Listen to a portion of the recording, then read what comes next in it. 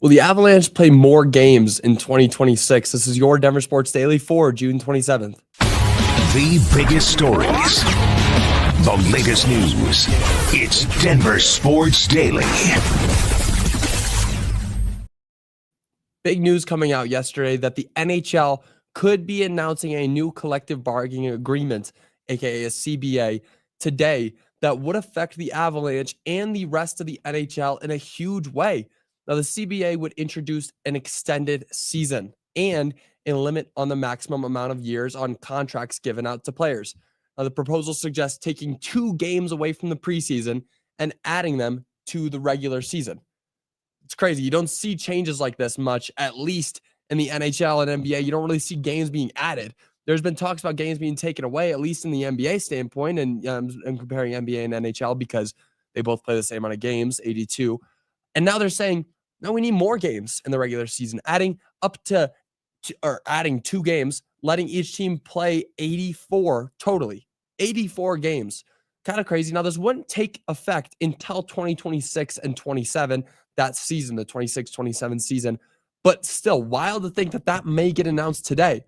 Now, each team would still play a similar schedule. The Avs, for example, would play the Eastern Conference team twice, each given team twice a year, each Western Conference team 4 times, and likely adding the 2 extra games for Pacific Division opponents.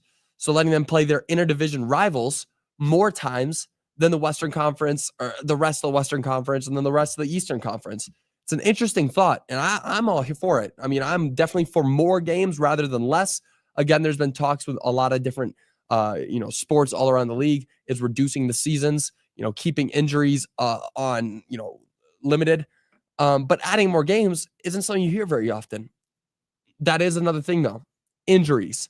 The Avalanche have dealt with injuries for a while. They've dealt with a lot of things, especially just in this past season. I mean, you've seen players, the best of the team, Gabe Landeskog, who was out for 3 years because of injuries. Now you're adding 2 more opportunities for these players to get injured. It's definitely an argument to be had, but I'm all for adding an extra few games onto the schedule.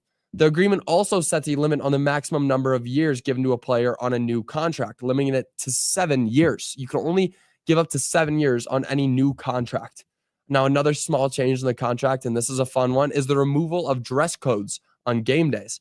So no more suits. Everybody's, pulling up wearing suits and dressing professionally, going to games. You can dress however you want if this goes through. And that could be announced as early as today. It'd definitely be wild to see something as big as that get pulled through, actually see more games on the NHL schedule, up to 84. I mean, how long is it until we're seeing 100-game seasons in the NHL? I'm all for that too. I mean, hey, let's get as many games as we can. And you'd think that the NHL will be there for that too, because that's more revenue. That's all it is. And I'm all for it. All for the more revenue, and I'm all for more games. I love it. But definitely big news coming out today.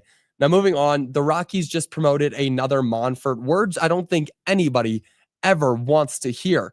Now, this Rocky season is one of pain, and it keeps getting worse. As yesterday, it was announced that another Monfort will step into a bigger role. Now, front office changes are one thing that all fans wanted, but not necessarily this way. The team's president and COO, Greg Fiesel, stepped down from his position, allowing Walker Monfort to be promoted into a new executive vice president role. He's now sharing a role with Fiesel, and they're going to be kind of managing both aspects of each position together.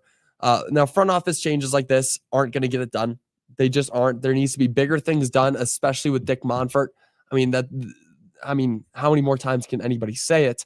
There has to be bigger changes, and it's not going to help doing anything like this. I mean, you're seeing the Rockies in front of your eyes have one of the worst seasons in MLB history, if not the worst, and it seems like there's no end in sight.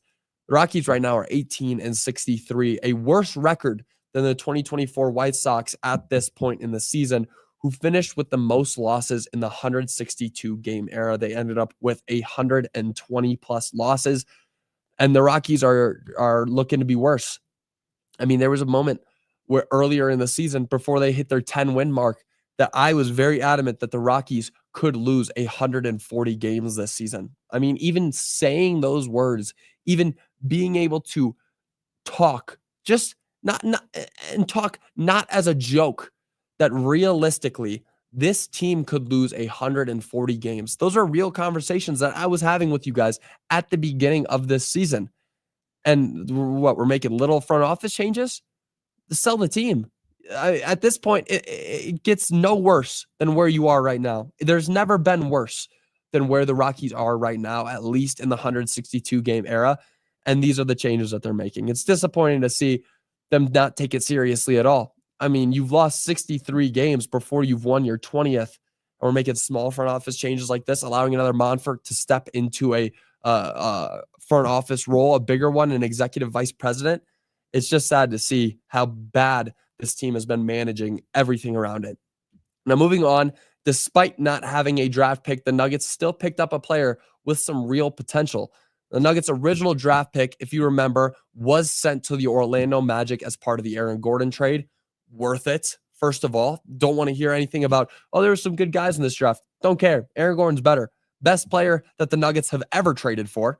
And there's nobody else. There's nobody else that you could even put up next to Aaron Gordon. And this is a fun conversation I was actually having with Richie Carney yesterday, saying who on this team is going to have their jersey retirement. And both of us agreed that Aaron Gordon is going to have his jersey in the rafters one day. So I don't care about losing that first round pick.